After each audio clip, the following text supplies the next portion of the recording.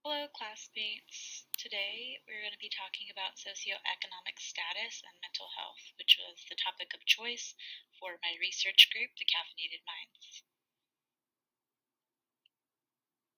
Our group took an interest in the differences that socioeconomic status could have on mental health factors.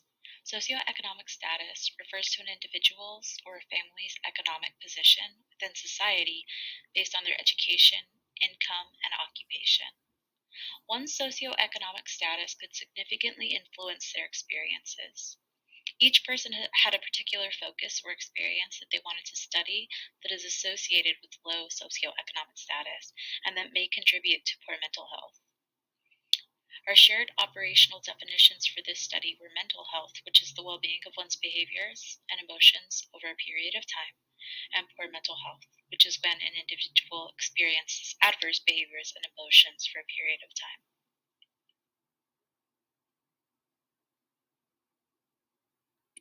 Why is this necessary? Socioeconomic status usually states one's relative privilege or disadvantage regarding resources, social opportunities, and overall well-being. These factors contribute to poor mental health when the amount of resources in a family is low. Our group addresses the correlation between socioeconomic and mental health and how an individual could improve their quality of life based on their awareness of their own status. This is necessary because poor mental health dramatically affects people's lives, whether it's through their relationships with one another or their performance in school or work. Resolving poor mental health could bring everyone closer to living a more fulfilling and happier life. And being aware of your situation allows you to change certain behaviors based on your life.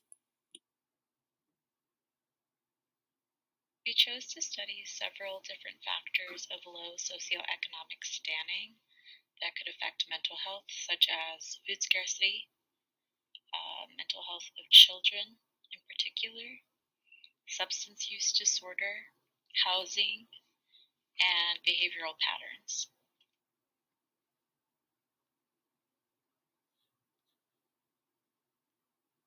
For food insecurity, the hypothesis chosen was people experiencing food scarcity are more likely to report poor mental health outcomes than those with consistent access to food. The independent variable in the study was the access to food, and the dependent variable was mental health outcomes.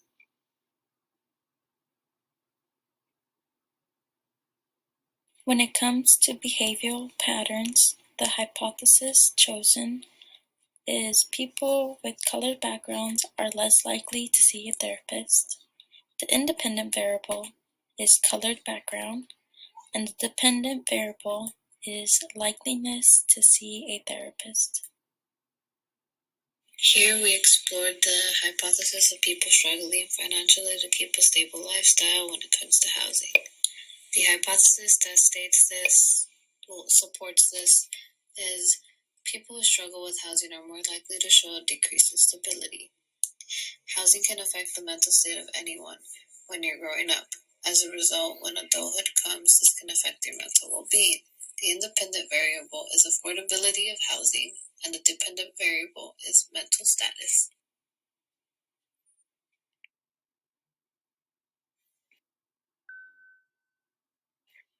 Here we touch base on the hypothesis on children's behavioral health. We tend to notice the kids who seem disruptive in class or somehow strike our attention through mistreating others. Society can create many judgments towards the child and their parents' influence. But what about our economic influence? Studies have shown how socioeconomic status has affected mental health on different populations, including kids. Here I demonstrate my hypothesis on how conduct behavioral problems are more frequent among children whose households are within a low socioeconomic status compared to children from high socioeconomic status. Here I took our independent variable, which were divided into two groups, high-income earners and low-income earners.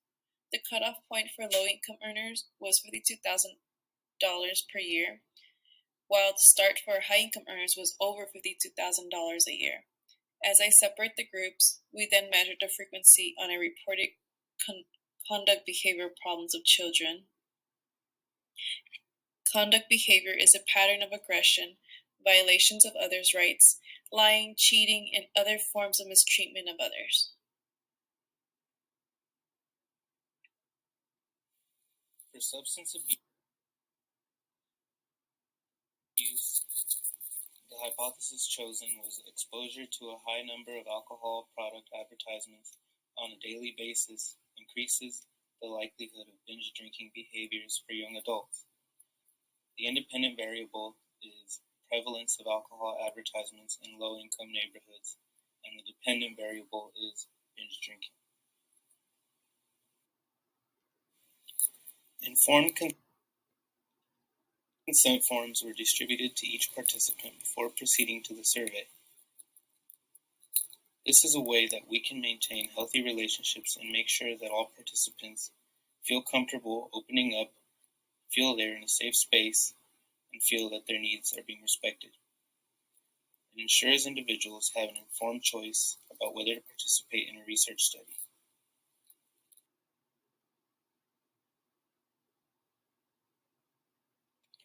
In order to collect as much information from the participants, the questionnaire consists of a variety of questions.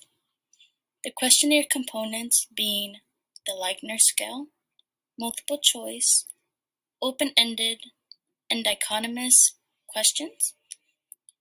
Our main goals were getting to know the individual socioeconomic position, their family life, and a self-reported assessment of their own mental health.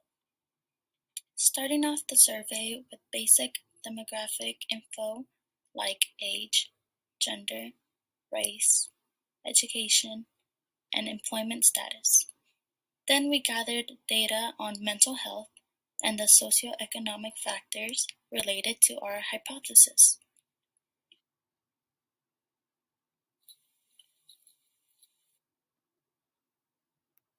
Our results section yielded support for the hypothesis that those with less access to food generally have lower mental health conditions than those with more access to food,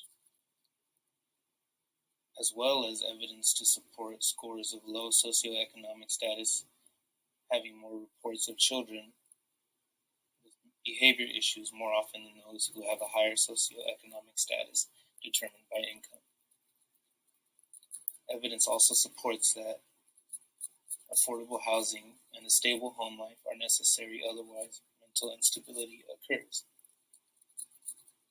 There is also evidence to support the hypothesis that alcohol advertisements are affecting alcohol consumption to a significant degree. Therefore, we accept this hypothesis and examine these results as they support our group's hypothesis of socioeconomic conditions having an effect on mental health. Our research has helped us to better understand the severity of socioeconomic factors and severity on one's mental health. Those with lower socioeconomic standing are at a disadvantage when dealing with these issues that are often interwoven, co-occurring, and cyclical in nature. The negative effects of housing may lead to food insecurity, which could lead to negative mental health conditions and then lead to substance abuse. Substance abuse can lead to problematic behavioral patterns, which in turn can affect children. These issues with people's families can ultimately affect issues in housing, thus repeating the cycle and causing it to go on and on, getting more complex as it goes on.